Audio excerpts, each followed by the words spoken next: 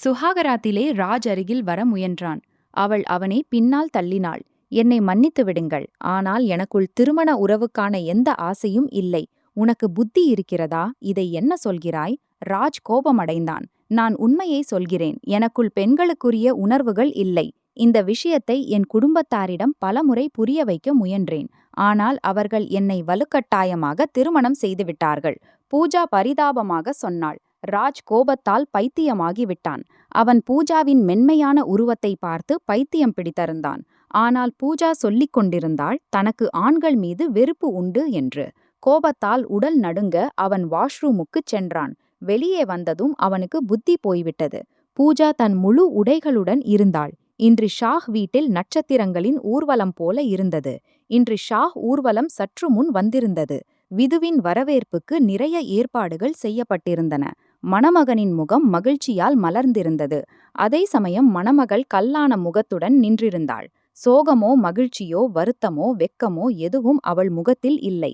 Robot போல மணமகள் வடிவில் முன்னால் நின்றிருப்பது போல தோன்றியது. ஆனால் தங்கள் மகிழ்ச்சியில் மூழ்கியிருந்த யாரும் அவள் முகத்தின் உணர்வுகளை கவனிக்கவில்லை. என்னென்ன சடங்குகள் நடந்து கொண்டிருந்தனவோ தெரியவில்லை. அவள் சோர்வான முகத்துடன் தலை குனிந்து அமர்ந்திருந்தாள். அருகில் அமர்ந்திருந்த ராஜ் முகத்தில் அழகான புன்னகையுடன் வாழ்க்கையால் நிரம்பியவனாக தோன்றினான். நண்பர்களின் சிரிப்பும் கேலியும் உறவினர்களின் கிண்டலும் அவனை சிரிக்க வைத்துக் கொண்டிருந்தன. அப்போது அவன் பார்வை பூஜாவின் மீது பட்டது. திடீரென அவனுக்கு உணர்ந்தது அவள் ஒருமுறை கூட சிரிக்கவில்லை என்று. முற்றிலும் அசையாத ஒரு சிலை அவன் அருகில் அமர்ந்திருப்பது போல தோன்றியது. ஒருவேளை சோர்வின் காரணமாக இப்படி தோன்றலாம். பெண்கள் பொதுவாக தங்கள் திருமணத்தில் சோர்வால் நோயுறவும் செய்கிறார்கள். ஒருவேளை அவளுக்கும் உடல்நிலை சரியில்லாமல் இருக்கலாம். உடனே அவன் எழுந்து தாயின் காதில் ரகசியமாக சொன்னான். உடல்நிலை சரியில்லாதது போல தெரிகிறது இவளுக்கு. சடங்குகளை முடித்துவிட்டு இவளை அறைக்கு அனுப்பிவிடுங்கள். அவனுடைய வார்த்தைகளில் ஃபர்ஹீன் பேகம் சிரித்தாள். எவ்வளவு கவலை இவனுக்கு தன் மனைவியிடம். இன்னும் இவளை அழகான கண்ணாடி போன்ற மென்மையான மணமகளாக ஆக்கியிருந்தால் இன்னும் அதிக கலக்கம் ஏற்பட்டிருக்கும். பெரிய குடும்பம் அவர்களுடையது. மகளை சைகை காட்டி அத்தைமாரை உள்ளே அழைத்துச் செல்லச் சொன்னாள். ஜோனியா உடனே அத்தையை எழுப்ப ஆரம்பித்தாள். வா பூஜா, நீயும் சோர்வடைந்திருப்பாய். இவை எல்லாம் இப்படியே தொடரும். ஏனெனில் இவர்களுக்கு இரவு முழுவதும் விழித்திருக்கும் பழக்கம் உண்டு. அவள் தன் உறவினர்களிடம் பேசிக் கொண்டிருந்தாள். பூஜாவை அழைத்து கொண்டு ராஜ் ஷாஹ்வின் அறைக்குள் வந்தாள். அழகாக அலங்கரிக்கப்பட்ட அறை. அதிலிருந்து ரோஜா மலர்களின் வாசனை வந்து கொண்டிருந்தது. பூஜாவை நன்றாக அமர வைத்து தேவையான பொருட்களை அறையில் வைத்துவிட்டு அவள் வெளியே சென்றாள். பூஜா தன் உடலில் ஒரு சிலிர்ப்பை உணர்ந்து கொண்டிருந்தாள். அவள் தன்னை தயார் செய்து வைத்திருந்த நேரம் வரப்போகிறது. என்ன நடந்தாலும் அவள் நினைத்ததைத்தான் செய்வாள். குடும்பத்தார் அவளுடன் வலுக்கட்டாயம் செய்ய வேண்டிய அவசியம் என்ன? இதுவரை இந்த எல்லாவற்றையும் அவள் பொறுத்து கொண்டிருந்தாள். ஆனால் இப்போது நடக்கப் போகும் விஷயம் அவள் பொறுமைக்கு அப்பாற்பட்டது. கோபமும் பயமும் கலந்து அவள் தொடர்ந்து தன் உதடுகளை கடிக்கிறாள். சிறிது நேரத்திலேயே கதவு திறந்தது. புன்னகையுடன் ராஜ் உள்ளே வந்தான். அவனுடைய உள்ளம் உள்மகிழ்ச்சியால் நிரம்பியிருந்தது. இவ்வளவு அழகான மனைவி கிடைத்திருந்தாள். பூஜாவுடன் அவன் நேருக்கு நேர் சந்தித்ததில்லை. ஆனால் தூரத்திலிருந்து பலமுறை பார்த்திருந்தான். பார்த்தவுடனே பிடித்துவிட்டது. சீக்கிரமாக நிச்சயதார்த்தம் செய்வதற்கு பதிலாக நேரடியாக திருமணமே நடந்துவிட்டது. இன்று அவனுடைய அறையில் அவனுடைய இதய துடிப்பு நிரம்பியிருந்தது. அமர்ந்தவுடனே அவன் பூஜாவை வணங்கினான். அவளுடைய உடல்நிலையை கேட்டான். அவள் வெறும் தலையசைத்து அமைதியாக இருந்தாள். ராஜ்க்கு அவளுடைய அமைதி அசாதாரணமாக தோன்றியது. அவள் மிகவும் அமைதியாக இருந்தாள். இந்த சமயத்தில் மணமகள் வெட்கத்தால் அமைதியாக இருப்பது வழக்கம். ஒருவேளை உடல்நிலை சரியில்லாததால் இப்படி நடந்து கொள்கிறாள் என்று அவன் நினைத்தான். இப்படிப்பட்ட எண்ணங்கள் அவன் மனத்தில் வந்து கொண்டிருந்தன. மிகவும் அழகாக இருக்கிறாய். ராஜ் மிகுந்த அன்போடு அவள் முகத்தை தொட்டான். அவனுடன் சில வார்த்தைகள் பேச விரும்பினான். ஆனால் அவளுடைய அமைதியும் சோர்வு உணர்வும் பூஜா இப்போதும் இந்த கனமான மணமகள் ஆடையை அணிந்து அமர விரும்பவில்லை என்பதை காட்டின. பின்னர் அவன் அழகான தங்கக் கையணியை அவள் மணிக்கட்டில் அணிவித்தான். அவள் கைகள் முற்றிலும் குளிர்ந்திருந்தன. ராஜ்க்கு உயிரற்ற ஒரு சிலைக்கு கையணி அணிவித்தது போல தோன்றியது. அவள் அழகான உதடுகளை பார்த்தான். அவை கடுமையாக ஒன்று சேர்ந்து இருந்தன. ஒருபோதும் பேசத் திறக்காது போல. ஆனால் அவனுடைய ஆர்வமும் ஆவலும் உச்சத்தில் இருந்தன. அப்போது அவன் அவள் மென்மையான உதடுகளின் மீது குனிந்தபோது பூஜா அவனை பின்னால் தள்ளினாள். நிறுத்துங்கள். அவளுடைய தொனியில் கடுமை இருந்தது. அவள் சோர்வாக 2 அடி பின்னால் சென்றாள். ராஜ் அவளுடைய இந்த செயலால் ஆச்சரியப்பட்டான். என்ன இது? இப்போது அவனுடைய கோபமும் 7வது வானத்தை அடைந்தது. எனக்கு இவை எல்லாம் பிடிக்காது. எனவே தயவு செய்து என்னுடன் இப்படி எதுவும் செய்யாதீர்கள். பூஜாவின் வார்த்தைகளால் அவன் திகைத்து போனான். இவை எல்லாம் பிடிக்காவிட்டால் திருமணம் ஏன் செய்தாய்? நீ சிறிய குழந்தையா? இவை உனக்கு தெரியாதா?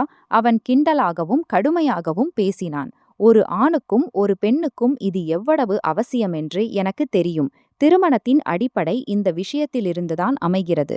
ஆனால் நான் என்ன செய்வேன்? உங்களுக்கு எப்படி புரிய வைப்பேன்? எளிமையாகவும் தெளிவாகவும். உண்மை என்னவென்றால், நான் இந்த விஷயங்களை எதிர்பார்க்கவில்லை. பெண்களுக்கு உள்ள உணர்வுகள் எனக்குள் இல்லை. உண்மையைச் சொன்னால் எனக்குள் திருமண உறவுக்கான எந்த ஆசையும் இல்லை. நீங்கள் என் அருகில் வரும்போது எனக்கு மிகுந்த கோபம் வருகிறது. எரிச்சல், மூச்சு திணறல் உணர்கிறேன் ஆண்களிடமிருந்து.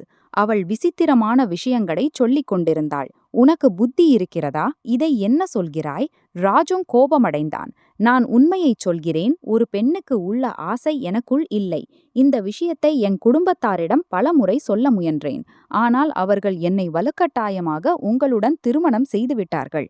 இப்போது நீங்கள் சொல்லுங்கள், என் இருப்பு அனுமதிக்காத இந்த விஷயத்திற்கு என்னை எப்படி தயார் செய்வேன்? நீங்கள் என்னுடன் வலுக்கட்டாயம் செய்ய விரும்பினால் நான் உங்கள் முன்னால் நின்று அதை செய்யட்டும். ஆனால் பயனில்லை.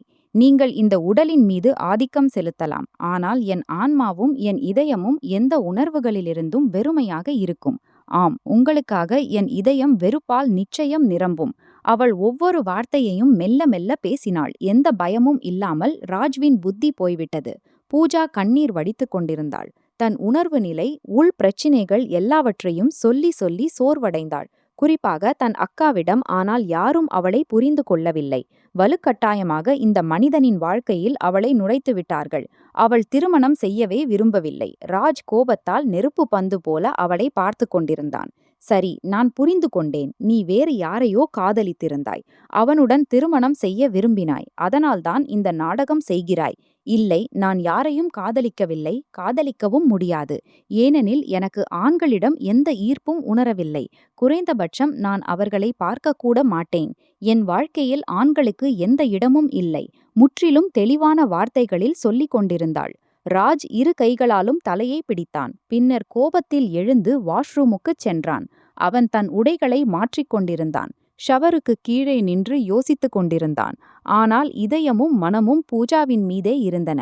இந்த பெண் இவ்வளவு விசித்திரமான விஷயங்களை சொல்வாள் என்று அவன் நினைக்கக்கூட முடியவில்லை. இவை எல்லாம் நாடகம். பொய் சொல்கிறாள். நீ ஒரு ஆண். உன் உரிமையை எடுத்துக்கொள்ள நன்றாக தெரியும். அவளுடைய உணர்வுகளில் இந்த நிழல். அவன் திடீரென உற்சாகமடைந்தான். ஆனால் அப்போது இதயத்திலிருந்து குரல் வந்தது. நீ யார் ராட்சா? உன் உணர்வுகளுக்காகவும் திருப்திக்காகவும் ஒரு பெண்ணின் உடலை அழிப்பாயா? அவள் தன் இருப்பின் மீது கை வைக்கவும் அனுமதிக்காத அவளை. உனக்குள் எந்த ஈர்ப்பும் இல்லாத அவளை. இந்த உறவு இன்று நிலைநாட்டப்பட்டாலும் எந்த உணர்வும் இல்லாமல், எந்த அன்பும் இல்லாமல் இருக்கும். நான் அவளுடன் வலுக்கட்டாயம் செய்யக்கூடாது. அவன் இதயமும் மனமும் சேர்ந்து முடிவு செய்து வாஷ்ரூமிலிருந்து வெளியே வந்தான். இன்னும் அவள் அப்படியே படுக்கையில் அமர்ந்திருந்தாள். முழங்கால்களில் முகத்தை மறைத்து தலையை குனிந்து. அவள் அழுகிறாளா அல்லது அமைதியாக இருக்கிறாளா தெரியவில்லை. அவள் அருகில் வந்து அமர்ந்தவுடன் அவள் திடீரென பயந்து போனாள்.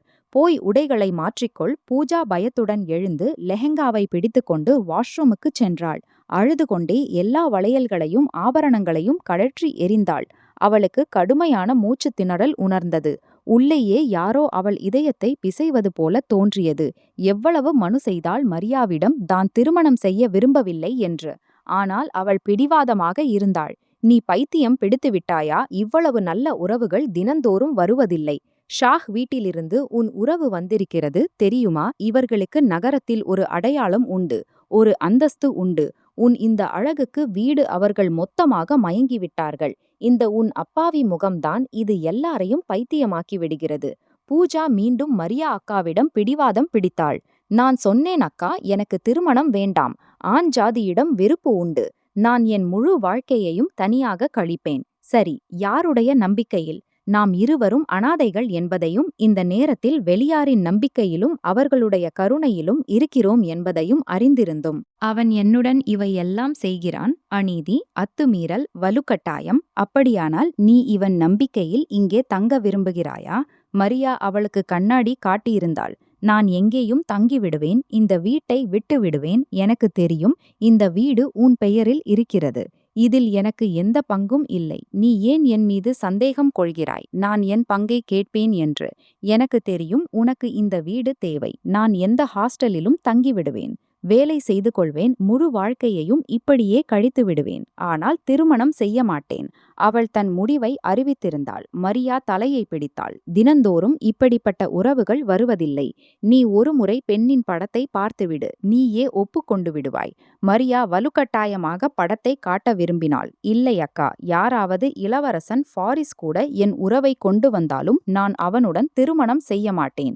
ஏனெனில் எனக்கு ஆண்களுடன் உறவு ஏற்படுத்துவதற்கான எந்த ஆசையும் இல்லை. இது உண்மை, வேறு ஒன்றும் இல்லை. அவள் மரியாவிடம் சொல்ல விரும்பியதை சொன்னது போல ஒரு வெடிப்பை ஏற்படுத்தியிருந்தாள். மரியா சில கணங்கள் அமைதியாக கோபத்துடன் அவளை பார்த்து கொண்டிருந்தாள். புரிய வைக்கும் விதத்தில் சொல்லத் தொடங்கினாள். இப்படி ஒன்றும் நடக்காது. பார், சில பெண்கள் இப்படிப்பட்ட விஷயங்களில் பயப்படுகிறார்கள். ஆனால் பிறகு எல்லாம் சரியாக போய்விடும். பின்னர் அவள் அழுதாள், கத்தினாள், அலறினாள். ஆனால் பாபரும் மரியாவும் அவளுடைய ஒரு இல்லையை கூட கேட்கவில்லை. நீ திருமணம் செய்யவே வேண்டும் பூஜா. இந்த முழு வாழ்க்கையும் உன்னை எங்களுடன் வைத்திருக்க முடியாது.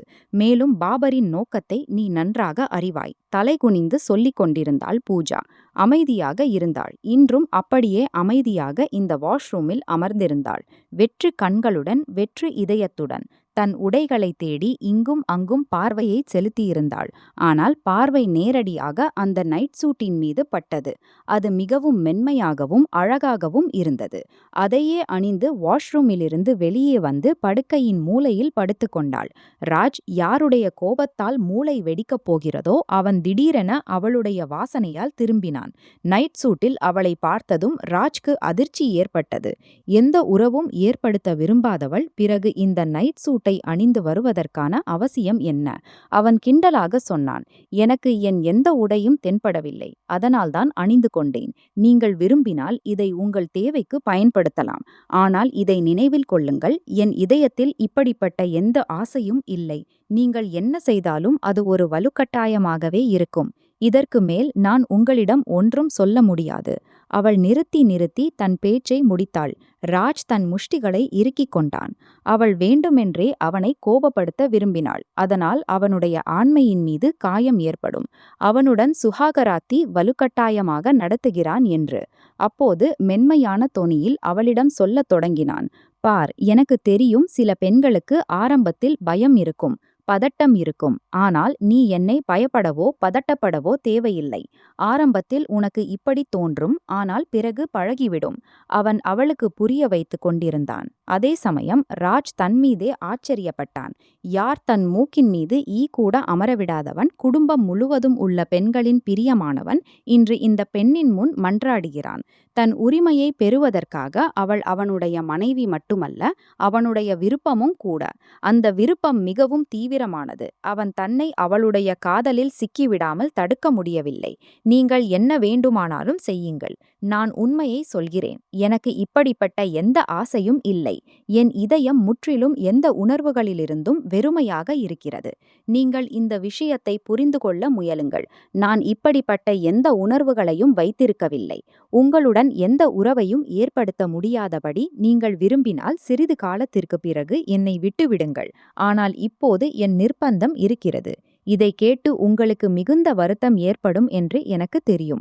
ஆனால் நான் என் வாழ்க்கையை முற்றிலும் தனியாக கழிக்க விரும்புகிறேன். என் அக்காவும் மாமனாரும் என்னுடன் வலுக்கட்டாயம் செய்தார்கள்.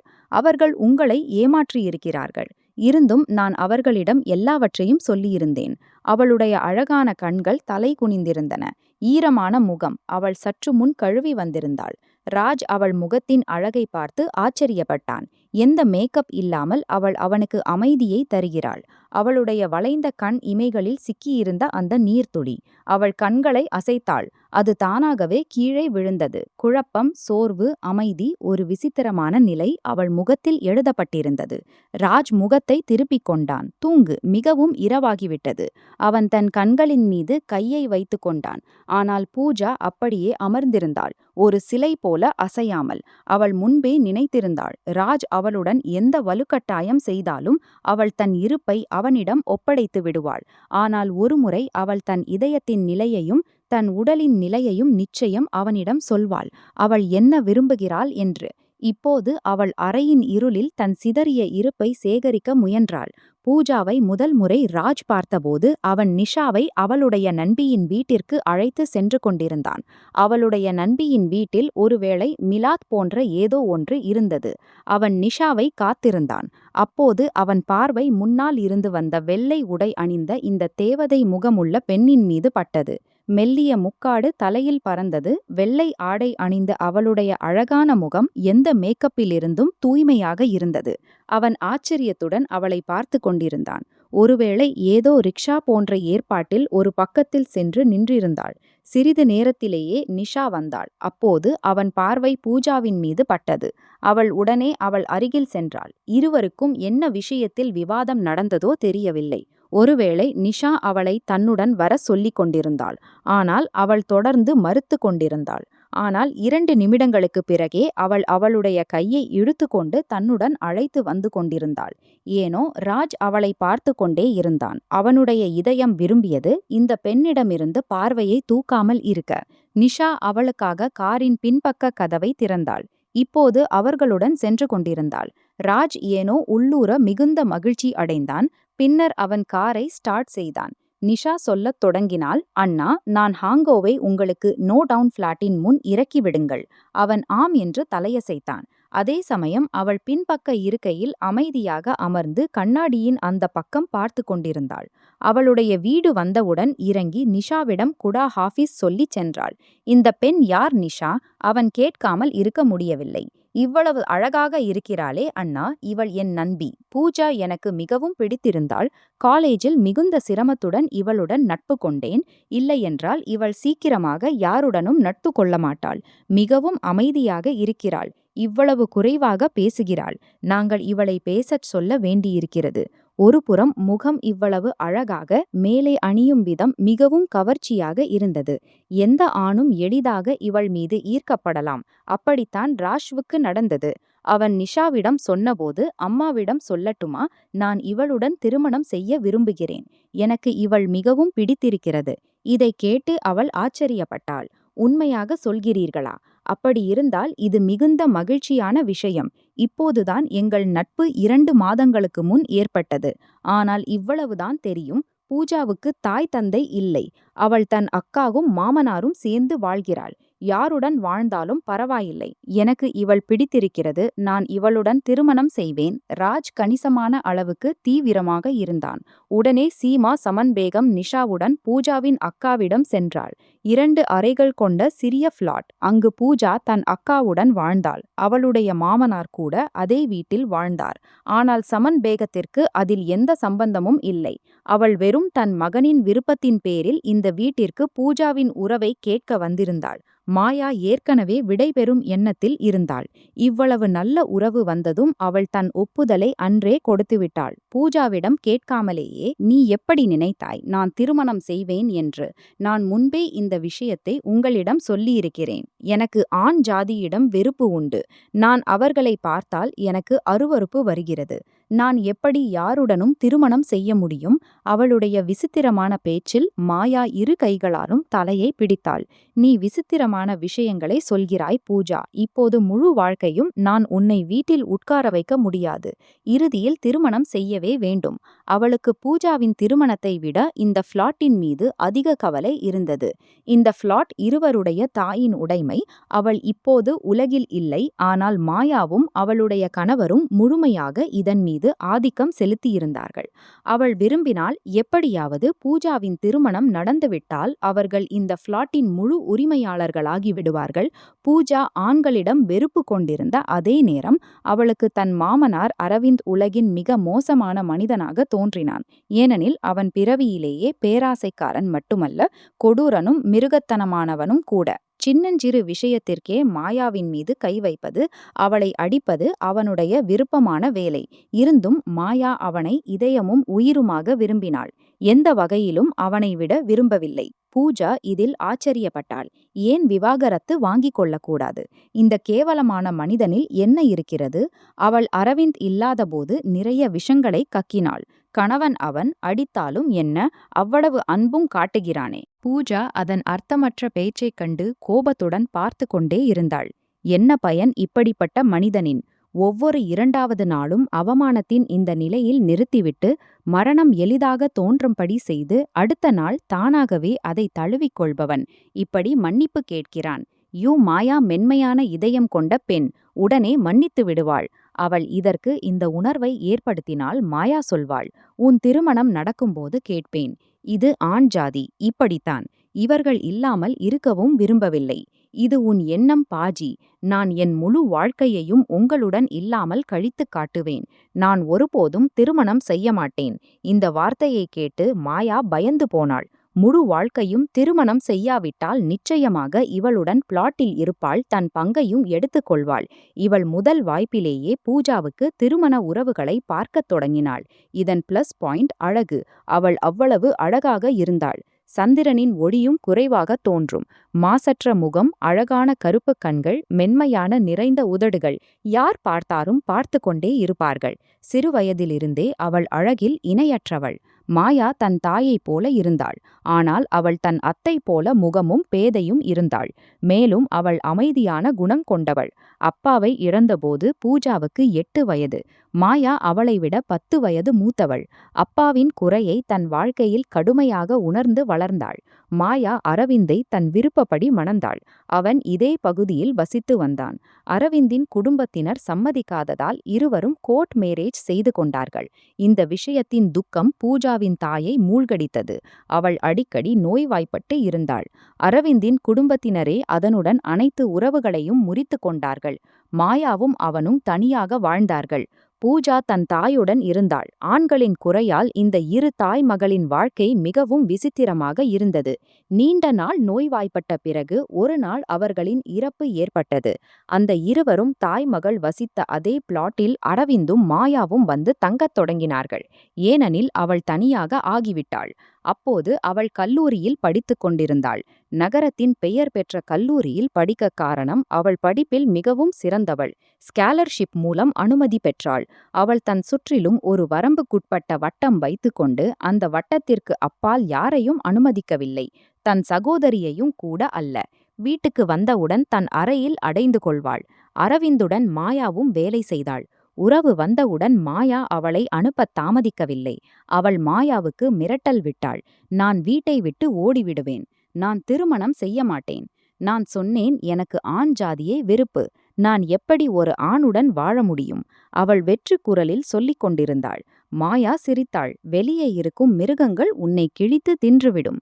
கண்ணாடியில் உன் முகத்தை பார். எவ்வளவு பேதை, மாசற்றவள். தூரத்திலிருந்தே பார்த்தாலே மக்கள் முகத்தை அடையாளம் கண்டுகொள்கிறார்கள். அவள் உலகத்தின் உயர்வு தாழ்வை புரிய வைத்துக் கொண்டிருந்தாள். அப்போது அவள் பார்வை கண்ணாடியில் பட்டது. மற்றவர்களுக்கு அவள் எவ்வளவு அழகாக தோன்றினாளோ அவ்வளவுக்கு அவளுக்கு தன் அழகின் மீது வெறுப்பு இருந்தது. இந்த அழகுதான் அவள் வாழ்க்கையையும் மனநிலையையும் அழித்தது. அவளுடைய அனைத்து பேச்சுகளையும் மாயா ஆல்வினுக்குச் சொன்னவுடன் நிகாஹ் 2 நாட்களுக்கு முன்பு அவளை அறையில் பூட்டி வைத்தாள். அதேபோல் மாயா சமன் பேகத்திடம் சொல்லிவிட்டாள். ஆண்டி, ஒரு விஷயம் சொல்ல விரும்புகிறேன். என் தகுதிக்கு ஏற்ப அவ்வளவு ஜஹேஜ் தருவேன். பூஜாவை உங்களுக்கு தெரியும். எங்கள் வீட்டு நிலைமை. சமன் பேகம் புன்னகைத்தாள். அட அட, எனக்கு எந்த ஜஹேஜும் தேவையில்லை. இது என் மகனின் விருப்பம். அவளை நான் தலைமேல் வைத்துக் கொள்வேன். நீ அறிவாய் அல்லவா மாயா மகளே, ராஜ் என் ஒரே மகன். அவன் விருப்பத்தை நிறைவேற்றவே இன்று உன் முன் ஆடையை விரித்து வந்தேன். நீ என் இந்த விருப்பத்தை நிறைவேற்றிவிட்டாய். இப்போது எனக்கு எந்த ஜஹேஜும் தேவையில்லை. இதை கேட்டு மாயா மகிழ்ச்சியடைந்தாள். பின்னர் பொருத்தமான ஜஹேஜ் கொடுத்து பூஜாவை அனுப்பி வைத்தாள். தன் மனநிலையுடன் போராடி போராடி சோர்ந்து போனாள். பின்னர் அவள் இறுதியாக வாயை திறந்தாள். யாரிடம்? ராக்ஷா முன்னாள். அவன் தன் சுககராத்திரத்தில் தன் காதலை அடைவதற்காக மிகவும் ஆவலாக இருந்தான். ஆனால் அவள் அவனுடைய அனைத்து எண்ணங்களையும் துளைத்து விட்டாள். அவனுடைய மகிழ்ச்சியை காற்றில் கலந்துவிட்டாள். அவள் மணிக்கணக்காக முகத்தை திருப்பி உட்கார்ந்திருந்தாள். தூங்குகிறாளா அல்லது அழுகிறாளா என்று அவனுக்கு தெரியவில்லை. சிறிது நேரம் கழித்து அவனும் சோர்ந்து தூக்கத்தின் மடியில் சென்றான். அடுத்த நாள் வலிமா. ராஜ் அவள் எழுவதற்கு முன்பே அறையை விட்டு வெளியே எங்கோ சென்றுவிட்டான். அவளும் எழுந்து எளிய ஆடையை அணிந்து அறையில் உட்கார்ந்திருந்தாள். அப்போது பியூட்டிஷியன் வந்தாள். நிஷா அவளுடன் இருந்தாள். வா பூஜா, தயாராகிவிடு, எல்லோரும் உன்னை பார்க்க வருகிறார்கள்.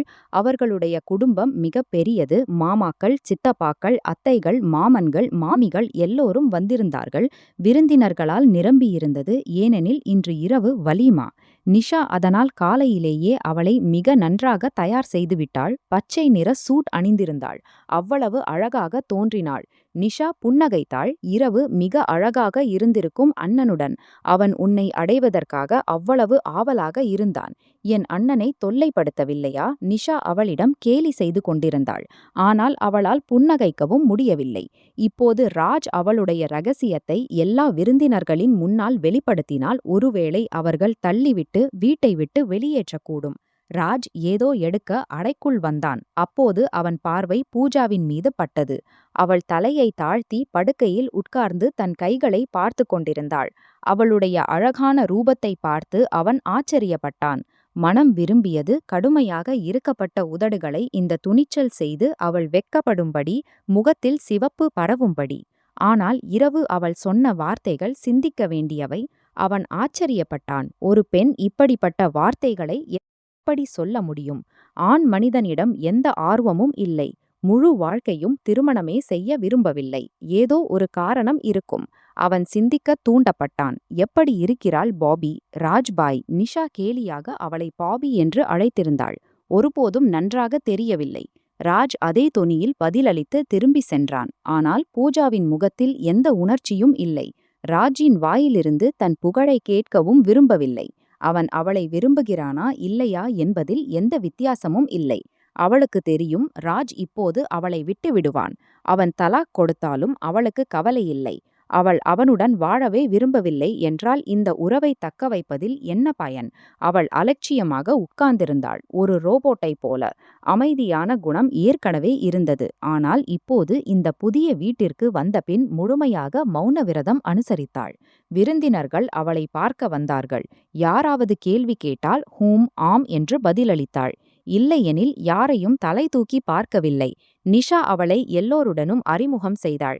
இவர்கள் என் அத்தை, இவர்கள் மாமி, இவர்கள் சித்தப்பாவின் மகள் பல்வஷா. நாள் முழுவதும் அவளை யாருடனெல்லாம் அறிமுகம் செய்து கொண்டிருந்தாளோ தெரியவில்லை. ஆனால் அவள் சோர்ந்து போனாள். அப்போது சமன் பேகம் வந்தாள். இப்போது போதும், பாபியை சாப்பிடவும் கொடுக்கவில்லை நீ. முழு நாளாகிவிட்டது ஏழையை உட்கார வைத்து. போங்கள், நீங்கள் எல்லாரும் வெளியே. என் பூஜா சாப்பிடுவாள். சிறிது நேரம் என் மருமகளுடன் செலவிடட்டும். அவள் பெரும் அன்புடன் அவளை பார்த்து கொண்டிருந்தாள். இவ்வளவு மென்மையான குணம், இவ்வளவு அன்பு. அவள் சற்று வெட்கப்பட்டாள். இவர்கள் எல்லாருக்கும் ஏமாற்றம் நடந்திருக்கிறது. இது எல்லாம் மாயாபாஜியின் காரணத்தால் நடந்தது. இவர்களுக்கு இப்படி சொல்லக்கூடாது. அவள் தன்னை குற்றம் சொல்ல விரும்பவில்லை. சமன் பேகம் அன்புடன் அவளுடைய தாடையை தொட்டுச் சொன்னாள். மகளே, எந்த பிரச்சனையும் இல்லையா? உடல்நிலை சரியா? எந்த பிரச்சனையும் இருந்தால் என்னிடம் சொல். நான் உன் தாய். என் ராஜை என் உயிரை விட அதிகமாக விரும்புகிறேன். அதனால் உன்னையும் மிகவும் அன்பு செய்கிறேன். அன்புடன் அவளுடைய முகத்தை பார்த்து கொண்டிருந்தாள். பூஜா சிலை போல் ஆகிவிட்டாள். அவள் இவ்வளவு அன்பிற்கு தகுதியற்றவள். தன் இயல்பில் தனிமையான, மனச்சோர்வான நிலையில் முழுமையாக அமைதியாக உட்கார்ந்திருந்தாள். நான் ராஜை அனுப்புகிறேன். அவனும் உன்னுடன் சாப்பிடுவான். காலையிலிருந்து அவன் காலை உணவு கூட சாப்பிடவில்லை. இதை சொல்லி அவள் வெளியே சென்றாள். அவளோ அப்படியே உட்கார்ந்திருந்தாள். சிறிது நேரம் கழித்து ராஜ் அறைக்குள் வந்தான். அவனை பார்த்து அவள் தயங்கவில்லை, வெட்கப்படவில்லை. ஏனெனில் அவளுக்குள் அப்படிப்பட்ட உணர்வுகளே இல்லை. அவனை பார்த்து வெட்கப்படவோ தயங்கவோ. பிறகு என்ன நினைத்திருக்கிறீர்கள்? விரல்களை முறுக்கி சந்தேகத் தொனியில் கேட்டாள். என்னிடம் இப்போது சிந்திக்க நேரமில்லை. வீடு விருந்தினர்களால் நிரம்பியிருக்கிறது. உனக்கு என் மரியாதையின் கவலை இல்லை. ஆனால் எனக்கு என் மரியாதையின் மிகுந்த கவலை உண்டு. எனவே நீ என் முன் சொன்ன விஷயத்தை வேறு யாரிடமும் சொல்லத் தேவையில்லை. முடிவை நான் சிந்தித்து புரிந்து கொண்டு எடுப்பேன். அவன் 2 வார்த்தைகளில் இதைச் சொல்லி உணவை தன் பக்கம் இழுத்து கொண்டான். அவளுக்கு உணவு அளிக்கவும் இல்லை. பூஜா ஆழமாக மூச்சுவிட்டாள். பிறகு முகத்தை திருப்பி உட்கார்ந்தாள். என்னை விட்டு விடுங்கள் பூஜா மஸ்தோஜி, உன்னை இவ்வளவு சிரமத்துடன் என் வாழ்க்கையில் அடைந்திருக்கிறேன். உன் இந்த அறியாத வார்த்தைகளை முட்டாள்தனம் என்று சொல்வேனா, அல்லது வேறு ஏதாவது? அல்லது இதன் பின்னால் பெரிய காரணம் இருக்கிறதா? இதை நான் அறிந்தே தீருவேன். தில்லில் யோசித்துக் கொண்டே உணவின் மீது கண்ணை பதித்து அமைதியாக இருந்தாள். வலியில் சாம்பல் நிற மேக்சி அணிந்திருந்தாள். அவள் மிகவும் அழகாக தெரிந்தாள். ராஜ் தன் நண்பர்களுக்கு மத்தியில் சூழப்பட்டிருந்தான். அனைவரும் அவனை கிண்டல் செய்து கொண்டிருந்தனர். வா, யாரே உனக்கு என்ன அதிர்ஷ்டம் பார்த்து பார்த்து பக்கத்தில் லாங்கூர். ராஜ் அவர்களை கோபமாக பார்த்தான். சரி ஜி, இப்போது உன் நண்பன் லாங்கூர் ஆகிவிட்டானா? என்ன விஷயம்? அரவிந்த் மற்றும் மாயாவும் அதன் வலிமேல் வந்திருந்தனர். அரவிந்தை பார்த்து அவள் முகத்தை திருப்பிக் கொண்டாள், ஏனெனில் அவனை மிகவும் கடுமையாக வெறுத்தாள். இந்த உலகில் யாரையாவது சிறிதளவு காதலித்திருந்தால் அது அவளுடைய சகோதரி மாயா. மாயாவை பார்த்து மகிழ்ச்சியடைந்தாள். எவ்வளவு அழகாக தெரிகிறாள்! உன் மனதிலிருந்து அந்த கண்ணாஸ் இறங்கியதா இல்லையா? இல்லை, கொஞ்சமும் இறங்கவில்லை. மாறாக இன்னும் அதிகமாக அதிகரித்துவிட்டது. அவள் அங்கேயே மாயாவுக்கு முகத்தை உடைக்கும் பதிலை கொடுத்தாள். மாயா அவளை சுண்டு விரலால் கிள்ளினாள். உன் நாவை மூடிவை. எப்படியும் இன்று நான் உன்னை என்னுடன் அழைத்துச் செல்வேன். பிறகு நாளை ராஜ் உன்னை அழைத்துச் செல்ல வருவான். அவள் தன் பக்கத்திலிருந்து திட்டங்களை தீட்டிக் கொண்டிருந்தாள். பூஜா அமைதியாக இருந்தாள். பிறகு வலிமுக்குப் பிறகு மாயா சமன் பேகமிடம் சொல்லியிருந்தாள். நீங்கள் கோபப்படாவிட்டால் நான் பூஜாவை என்னுடன் அழைத்துச் செல்கிறேன். ஏனெனில் இது சம்பிரதாயம். நாளை இருந்தாலும் இன்று அவளை அழைத்துச் செல்லலாம். அவள் இன்று முதலே சொல்லிக் கொண்டிருந்தாள். சமன் பேகம் புன்னகைத்து, ஏன் இல்லை, நிச்சயம் அழைத்துச் செல்லுங்கள் என்றாள். அவர்களின் அனுமதியின் பேரில் அவள் பூஜாவை தன்னுடன் அழைத்து வந்தாள். பூஜா முழு வழியும் முகத்தை சுளித்துக் கொண்டே அமர்ந்திருந்தாள். இதோ பாரு பூஜா, உன் மாமனார் வீட்டார்கள் இவ்வளவு பெரும் உணவை நம்முடன் கொடுத்திருக்கிறார்கள். உண்மையில் கடவுள் கொடுத்தால் கூரையை தாண்டி கொடுக்கிறார். பெரிய பணக்காரர்கள் உன் மாமனார் வீட்டார்கள். சரி, அப்படியானால் நீங்கள் அவர்களிடம் கடன் பணம் கேட்டுக்கொள்ளுங்கள், கொடுப்பார்கள். உங்களுக்கு பணம் கத்தரிக்கோல் போல ஓடும். நாவை பார்த்து அரவிந்துக்கு கடுமையான கோபம் வந்தது. இதன் மீது கோபத்தை காட்ட முடியவில்லை. ஆதலால் அவன் மாயாவை கோபமாக பார்த்தான். மாயா அவனை அமைதியாக இருக்கும்படி வேண்டிக் கொண்டாள். பிறகு அவளை அழைத்து அறைக்குள் வந்தாள். எல்லாம் சரியாக இருந்ததா? நீ ஏதாவது தலைகீழாக சொல்லவில்லையே ராஜ். அவள் அவனை அழைக்க விரும்பினாள். சொல்லக்கூடத்தையும் கூட நான் அவனிடம் சொல்லிவிட்டேன். அக்கா, எல்லாவற்றையும் சொல்லிவிட்டேன் நான் அவனிடம். நான் அவனுடன் இருக்க விரும்பவில்லை என்று. எனக்கு அவனுடன் வாழ்க்கை கழிக்க வேண்டாம். இப்போது முடிவு அவன் கையில் இருக்கிறது. அவன் சொன்னான், நான் விரைவில் முடிவு எடுப்பேன் என்று. இந்த பயங்கரமான வார்த்தைகளை கேட்டு மாயா இரு கைகளாலும் தலையை பிடித்து கொண்டாள். இது என்ன சொல்கிறாய் நீ? புத்தி சுவாதீனமாக இருக்கிறாயா? சொல். எல்லாம் பொய் என்று. நான் பொய் சொல்லவில்லை. அக்கா, நான் போய்விடுவேன். உன் மீது சுமையாக இருக்க மாட்டேன். நான் பெண்கள் விடுதியில் தங்கிவிடுவேன். ராஜ் எனக்கு விவாகரத்து கொடுத்தால், அவன் என்னை தன்னுடன் வைத்திருந்தால் அவன் இதையெல்லாம் ஏற்க வேண்டும். நான் இதை என் மீது திணிக்க விடமாட்டேன். முடிவில் நீ எப்படி ஆகிவிட்டாய்? இந்த உன் சிந்தனை எப்படி? ஒரு மோசமான ஆணும் பெண்ணும் சேர்ந்து தங்கள் வாழ்க்கையை முழுமையாக்குகிறார்கள். நீ ஆண் இல்லாமல் முழுமையானவளா? மாயா அவளை கோபமாக பார்த்து கொண்டிருந்தாள். பூஜா அவளுடைய கண்களில் பார்த்து பிறகு உறுதியான தொனியில் சொன்னார், ஆம், இருக்கிறேன். நான் முழுமையானவள். நான் ஒரு ஆண் இல்லாமலும் முழுமையானவள். எனக்கு ஆணின் இருப்பைக் கண்டு வெறுப்பு வருகிறது. நான் எந்த விதத்திலும் ராஜுடன் எந்த உறவையும் ஏற்படுத்த விரும்பவில்லை. அவன் என்னுடன் வலுக்கட்டாயமாக செய்தால் அவனும் இதையெல்லாம் அனுபவிக்க வேண்டும். மேலும் அவன் என்னை அழைத்துச் செல்லவும் வராமல் போகலாம். ஏனெனில் நான் அவனிடம் எல்லாவற்றையும் சொல்லிவிட்டேன். இவள் மாயாவை இன்னும் பயமுறுத்தி வைத்திருந்தாள். அப்போது அவள் கைகளை விரித்து பிரார்த்தனை செய்யத் தொடங்கினாள். ராஜ் நாளை அவளை அழைத்துச் செல்ல வரட்டும் என்று. பிறகு அதுவே நடந்தது. அடுத்த மாலையே அவன் அவளை அழைத்துச் செல்ல வந்தான். தன் பெரிய காரில் வெள்ளை நிற காட்டன் சூட் அணிந்து மிகவும் அழகாக தெரிந்தான். அரவிந்த் மற்றும் மாயா அவன் முன்னால் குழந்தைகள் போல படுத்து கொண்டிருந்தனர். பூஜா அவனை கோபமாக பார்த்து கொண்டிருந்தாள். அவன் ஏன் அவளை அழைத்துச் செல்ல வந்தான் என்று. இவன் வேண்டுமென்றே தன் அகங்காரத்தை நிலைநிறுத்த என்னை அழைத்துச் செல்ல வந்தான். இவளுக்கு முழு நம்பிக்கை மாயா வலுக்கட்டாயமாக தயார்படுத்திவிட்டாள்.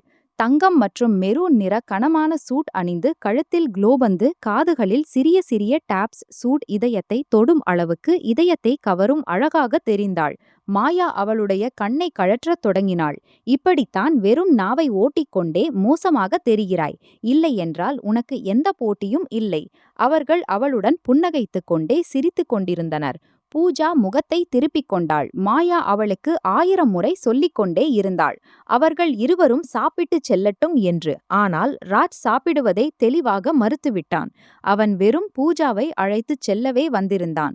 1 மணி நேரம் அமர்ந்து அவளை மீண்டும் தன்னுடன் அழைத்துச் சென்றான். கண்கள் நேராக இந்த எதிரி எங்கே விழுந்ததோ கழுத்தை வளைத்து ஜன்னலில் இருந்து வெளியே உள்ள காட்சிகளை பார்த்து கொண்டிருந்தாள். ஒரு முறையும் அவள் ராஜை பார்க்கவில்லை. இங்கே நீ முகத்தை சுளித்து வைத்திருக்கிறாய். ஆனால் என் வேண்டுகோள் வீட்டிற்குச் சென்று உன் முகத்தை சரி செய்து கொள். வீடு விருந்தினர்களால் நிரம்பியிருக்கிறது. உன் மனநிலையை பார்த்து யாரும் யூகிக்க முடியும். அவன் அவளை புரிய வைத்து கொண்டிருந்தான். தொடர்ந்து உதடுகளை கடித்து கொண்டிருந்தாள். அவள் பதட்டம் மற்றும் பயத்தில் இப்படி செய்வாள். பிறகு வாழ்க்கை ரூட்டின் படி வர சிறிது நேரம் ஆனது. அவளுடைய திருமணத்திற்கு 2 வாரங்கள் ஆகியிருந்தன. இந்த காலத்தில் ராஜ் அவளை சிறிதும் தொந்தரவு செய்யவோ இல்லை. அவள் படுக்கையின் மூலையில் தூங்குவாள். ஆனால் அவன் உணர்ந்திருந்தான். அறையில் சிறிதளவு சத்தம் கேட்டாலும் பூஜா பயந்து எழுந்து விடுவாள். யார் இது? இந்த என்ன குரல்? அவளுடைய முகத்தில் ஒரு பயங்கரமான நிழல் தோன்றும். அப்போது அவன் ஆச்சரியப்படுவான். அவளுக்கு தோன்றும் அவள் தூக்கத்தில் பயப்படுகிறாள் என்று. ஆனால் எவ்வளவு காலம் இது சகிக்கும்? அவன் அவளை அடைய பொறுமையின்றி இருந்தான். அவள் இதற்கு முன்பே சொல்லிவிட்டிருந்தாள். அவள் அவனுடன் எந்த தொடர்பும் எந்த உறவும் ஏற்படுத்த விரும்பவில்லை என்று. அவன் அவளை விட்டுவிடவும் முடியவில்லை. காதல் சில உடைந்து இப்படி இதயத்தில் பதிந்திருந்தது. இப்போது ஒரு நிமிடம் கூட அவள் இல்லாமல் சகிக்க முடியவில்லை. அவன் என்ன செய்வது? மறுபுறம் அவளுடைய வீட்டார்கள் அவளை கண்களில் வைத்து கொண்டார்கள். அந்த நாள் அவள் இனிப்பில் கீர் செய்தாள். அனைத்து உறவினர்களும் வந்திருந்தனர். அனைவரும் அவளுக்கு பரிசு கொட்டனர். அவள் தன்னை பற்றி ஆச்சரியப்பட்டாள். சிறிதும் காட்டம் செய்யாதவள். ஆனால் இப்போது அனைவர் முன்னிலையில் எப்படி புன்னகைக்கிறாள். சகோதரனே, நான் என் மருமகளை எந்த வேலையும் செய்ய விடமாட்டேன். இப்படிப்பட்ட மருமகள் என் பொம்மை போன்றவள். கை வைத்தால் என்னுடையவள் ஆகிவிடுவாள். நான் அவளை வீட்டு வேலை செய்ய விடமாட்டேன். அவள் அன்புடன் பூஜாவை பார்ப்பாள். அப்போது அவள் இதயத்திலேயே வெட்கப்பட்டாள். முடிவில் ஒரு நாள் இந்தவர்களின் மகன் என்னை விட்டு விடுவான். பிறகு ஏன் நான் இவர்கள் அனைவரின் இதயங்களில் குடியேற முயற்சிக்கிறேன்? அவள் இதே சிந்தனைகளின் பிடியில் அறைக்குள் வந்திருந்தாள். படுக்கையில் போர்வை இருந்தது. அவளுக்கு தெரியவே இல்லை ராஜ் தான் தூங்கிக் கொண்டிருக்கிறான் என்று. அவள் வெறுமனே அறை காலியாக இருக்கிறது என்று நினைத்தாள். அப்போது சோர்வாக படுக்கையில் படுத்து போர்வையையும் போர்த்திக் கொண்டாள். தூக்கத்திலும் ராஜுக்கு அவளுடைய வாசனை உணரப்பட்டது. உணர்ச்சிகளால் நிரம்பியவனாக அவன் பூஜாவை தன் கைகளில் எடுத்துக்கொண்டான். அப்போது அவள் திடீரென அதிர்ந்து போனாள். ராஜை தன் இவ்வளவு அருகில் பார்த்து அவளுக்கு மூச்சு திணறுவது போல் உணர்ந்தாள். விடு என்னை. இது என்ன செய்கிறாய்? நான் என்ன செய்கிறேன்? அதுதான் ஒரு கணவன் தன் மனைவியுடன் செய்வது. அவனுடைய முகம் முழுவதும் பூஜாவின் முகத்திற்கு அருகில் இருந்தது. மென்மையான உடலிலிருந்து எழும் மெல்லிய வாசனை. உணர்ச்சிகளால் நிரம்பியவனாக அவன் பூஜாவை தன் பிடியில் எடுத்துக்கொண்டான். திருமணம் எதற்காக செய்தாள்? முடிவில் இன்று இல்லை என்றால் நாளை இது நடக்கத்தான் போகிறது. ஆனால் பூஜா மீண்டும் தன் பலவீனமான கைகளால் அவனை பின்னால் தள்ளினாள். அவனுக்கு அவமானம் செய்தது போல். நான் சொன்னேன் இல்லையா, உங்களிடம் என்னை விட்டு விலகியிருங்கள். நான் முன்பே சொல்லிவிட்டேன், என் இருப்பு அந்த அனைவருக்கும் சம்மதமல்ல. நான் என் இருப்பை உங்களுக்கு திணிக்க விடமாட்டேன்.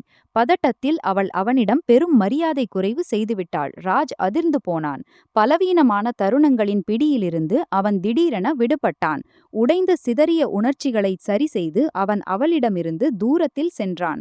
ஆனால் பூஜா அவனை வெறுப்பு நிறைந்த கண்களால் பார்த்து கொண்டிருந்தாள். அவளுடைய கண்கள் முழுவதும் சிவந்திருந்தன. முகத்தின் தாயத்துக்கள் விசித்திரமாக. அவன் ஆச்சரியத்தில் ஆழ்ந்தான். இதை பார்த்து, உங்களுக்கு இவ்வளவு உடல் ஆசை இருந்தால் நீங்கள் என்னை விட்டு விடுங்கள். விவாகரத்து கொடுங்கள்.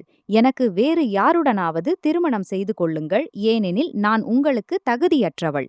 ஏன் உன்னை விட்டுவிட வேண்டும்? ஆம், ஏன் விவாகரத்து கொடுக்க வேண்டும்? இப்படி நீ எப்படி நினைத்தாள்? பூஜா மிஸ்துஜி, நான் உன்னை விட்டுவிடவா? நான் ராஜ் உன்னை இவ்வளவு காதலிக்கிறேன். முழு ஆசையுடன் உன்னை திருமணம் செய்து என் வாழ்க்கையில் கொண்டு வந்தேன்.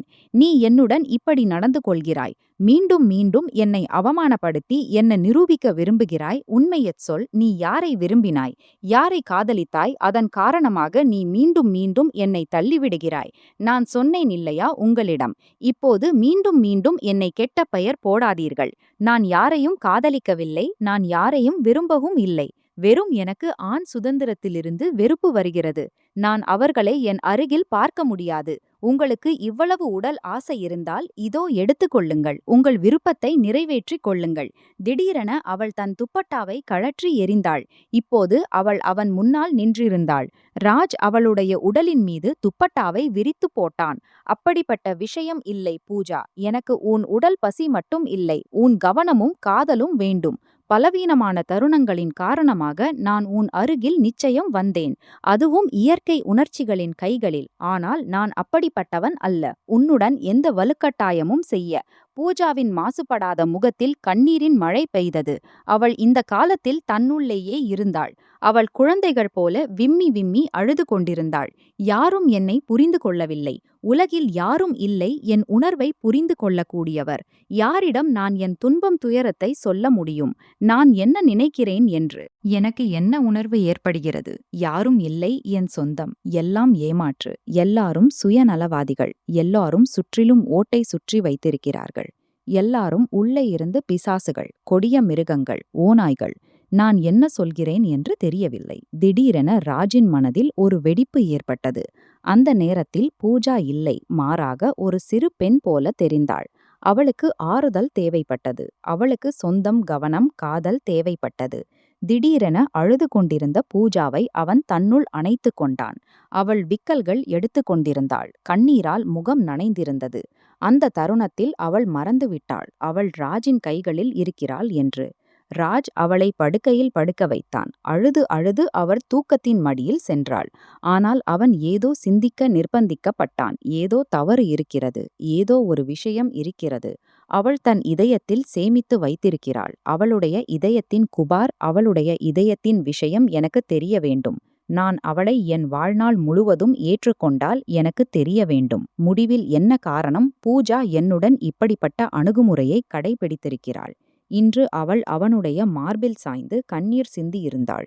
இதன் பொருள் அவளுக்கு ஒரு ஆறுதல் தேவைப்பட்டது. ஆனால் அவள் தன்னை ஒரு ஓட்டில் அடைத்து வைத்திருந்தாள். இரவில் அவளுடைய மனதின் மூடிய கதவுகளை திறக்க வேண்டும். அவளுடைய இதயத்தின் அந்த நிலை, அந்த உணர்வு அவள் தானே உணர்ந்தாள். யாரிடமும் விவரிக்க முடியாமல் இருந்தாள். அனைவரிடமிருந்தும் மறைக்க முயற்சித்தாள். முடிவில் என்ன காரணம் இருக்கலாம்? அவன் மீண்டும் மீண்டும் சிந்தித்து ஒரு முடிவுக்கு வந்தான். அந்த இரவு விஷயத்தில் ராஜ் அதற்கு பிறகு எந்த பேச்சும் பேசவில்லை. ஆனால் அந்த நாள் அவள் அறையில் அமர்ந்து ஏதோ புத்தகம் படித்து கொண்டிருந்தாள். அப்போது அவன் அவளிடம் வந்தான். வா பூஜா, சீக்கிரம் தயாராகிவிடு. அவனும் தயாராகிக் கொண்டிருந்தான். எங்காவது போக. எங்கே அழைத்துச் செல்கிறீர்கள் என்னை? எனக்கு எங்கும் போக வேண்டாம். அவள் தெளிவாக மறுத்தாள். அப்போது அவன் அவளிடம் வந்து பெரும் அன்பு மற்றும் மென்மையுடன் சொன்னான். மிக அருமையான இடம். உனக்கு அங்கே போனால் நிம்மதி உணரப்படும். கவலைப்படாதே. நான் உன்னை எங்காவது அப்படிப்பட்ட இடத்திற்கு அழைத்துச் செல்லவில்லை. அங்கே போனால் உனக்கு தொல்லை ஏற்படும். டென்ஷன் எடுக்காதே. வா என்னுடன். நம்பிக்கை வை என் மீது. யாரே அவன் நட்பு தொனியில் சொன்னான். அவள் சந்தேக கண்களால் பார்த்து கொண்டிருந்தாள். என்னை இப்படி பார்க்கிறாய்? என் மீது நம்பிக்கை இல்லையா? நல்ல கணவன் இல்லை என்றால் நண்பனாக புரிந்து கொள். நிஷாவை புரிந்து கொள்வது போல. தன் கருப்பு கண்களை அவன் மீது ஊன்றி நட்பு தொனியில் சொன்னான். இப்போது பூஜா அவனை மறுக்க முடியவில்லை. அப்போது முகத்தை சுளித்து எழுந்து நின்றாள். டிம்பிள் போன்ற இளஞ்சிவப்பு நிற சூட் அணிந்து அவள் தயாராக நின்றிருந்தாள். எப்படியும் அதிக தயாரிப்பு ஆரம்பத்திலிருந்தே இல்லை. 5 நிமிடத்தில் அவள் தயாராகி அவன் முன்னால் இருந்தாள். நீண்ட முடியில் அவள் எப்போதும் போல பின்னல் போட்டிருந்தாள். தமன் பேகம் இவர்கள் இருவரையும் சேர்ந்து போவதை பார்த்து மகிழ்ச்சியடைந்தாள். நிஷாவும் கிண்டல் செய்து கொண்டிருந்தாள். ஓ, எங்கே தயாரிப்பு அண்ணா? தனியாக. நிஷாவின் வார்த்தையில் அவள் மிகவும் வெட்கப்பட்டாள். நீயும் வா எங்களுடன். தெரியவில்லை எங்கே அழைத்துச் செல்கிறார்கள் என்னை. தானே தெரியவில்லை. அவள் பரிதாபமாக சொன்னாள். அப்போது நிஷாவுக்கு சிரிப்பு வந்தது. அரே அண்ணா, நகைச்சுவை செய்கிறேன். எனக்கு எந்த ஆசையும் இல்லை. அண்ணன் அண்ணிக்கு இடையில் கபாபில் எலும்பாக இருக்க. எப்படியும் முதல் முறையாக நீங்கள் இருவரும் எங்காவது சேர்ந்து போகிறீர்கள். வெறும் வரும்போது எனக்கு ஐஸ்கிரீம், பர்கர், பிட்சா போன்றவை வாங்கி வாருங்கள். அவள் தன் ஒரு ஆர்டர் திட்டத்தை சொல்லிக் கொண்டிருந்தாள். விரும்பாமலேயே பூஜா புன்னகைத்தாள். காரின் சாவியை திருப்பிய ராஜ் திடீரென அவளுடைய கையை பிடித்தான். இந்த செயலில் பூஜா அவனை கோபமாக பார்த்தாள். இது என்ன முறை அம்மா? நிஷா முன்னிலையில் நீங்கள் என் கையை பிடித்துவிட்டீர்கள். ராஜுக்கு நம்ப முடியவில்லை. அவள் சமன் பேகமை அம்மா என்று அழைத்திருந்தாள். அவன் முழு இதயத்துடன் புன்னகைத்தான். சரி ஜி, இப்போது எனக்கு நம்பிக்கை வந்துவிட்டது உங்கள் விசுவாசத்தின் மீது. இந்த விசித்திரமான வார்த்தை பூஜாவுக்கு புரியவில்லை. என்ன அர்த்தம் உங்களுடையது? அவன் புன்னகைத்து சொன்னான், அண்ணி, நீ என் அம்மாவை அம்மா என்று அழைத்தாய். இதன் பொருள் என்னையும் சொந்தமாக புரிந்து கொள்ளத் தொடங்கிவிட்டாய். ஏனெனில் இந்த அம்மாவின் மகன்தான் நானும். இப்போது நம்பிக்கை வந்துவிட்டது எனக்கு என் அன்பான மனைவியின் விசுவாசத்தின் மீது. பூஜா கோபத்துடன் முகத்தை திருப்பிக் கொண்டாள். இப்போதுதான் நீங்கள் சொன்னீர்கள் நான் உங்களை கணவன் அல்ல நண்பனாக புரிந்து கொள்ளுங்கள் என்று. இப்போது மீண்டும் அதே விஷயங்களை தொடங்கிவிட்டீர்கள். நீங்கள் என்னை மீண்டும் வீட்டிற்கு அழைத்துச் செல்லுங்கள். தெரியவில்லை எங்கே அழைத்துச் செல்கிறீர்கள். அவள் பதட்டத்தில் இங்கும் அங்கும் பார்த்து கொண்டிருந்தாள். ராஜ் புன்னகைத்து சொன்னான், கவலைப்படாதே பூஜா, எங்கே அழைத்துச் செல்கிறேன். அங்கே போனால் உனக்கு வெறும் நிம்மதி கிடைக்கும், வேறு எதுவும் இல்லை. பிறகு அவன் காரை ஒரு பெரிய கிளினிக் முன்னால் நிறுத்தியவுடன் அவள் ஆச்சரியத்துடன் நடந்தாள். டாக்டர் கவிதா இப்டிகார் பெரிய எழுத்துக்களில் எழுதப்பட்டிருந்த சைக்காட்ரிஸ்ட் அவளுக்கு தூரத்திலிருந்தே தெரிந்தது. இது நீங்கள் என்னை டாக்டரிடம் ஏன் அழைத்து வந்திருக்கிறீர்கள்? இது நல்லதல்ல நீங்கள் செய்தது. அவள் கோபப்பட்டாள். அப்போது அவன் புன்னகைத்து சொன்னான், உன் சிகிச்சை டாக்டரிடம்தான் இருக்கிறது என் உயிரே. வெறும் ஒரு முறை என்னுடன் வா. சத்தியம், உனக்கு இவளைப் போல இந்த உலகில் நீ அதிகம் காதலிக்கிறாய். அவன் அவளை உணர்ச்சி ரீதியாக கருப்புமையில் செய்து கொண்டிருந்தான். அதே நேரத்தில் அவள் கோப நிறைந்த கண்களால் ராஜை பார்த்து கொண்டிருந்தாள். விரும்பாமலேயே அவள் ராஜின் பின்னால் அடி எடுத்து வைத்தாள். அந்த நாள் அவளுடைய மனநிலை மற்றும் பேச்சுகளை கேட்டு ராட்ஷா நிறைய சிந்திக்க நிர்பந்திக்கப்பட்டான். பிறகு அவனுக்கு தெரிந்த ஒரு டாக்டர் இருந்தாள், டாக்டர் கவிதா. அவன் அவளிடமே வந்தான். மிகுந்த நம்பிக்கையுடன் அவன் டாக்டர் கவிதாவிடம் எல்லா விஷயங்களையும் பகிர்ந்தான். டாக்டர் கவிதாவும் அவனுக்கு முழுமையான தனியுரிமை உறுதியளித்தாள்.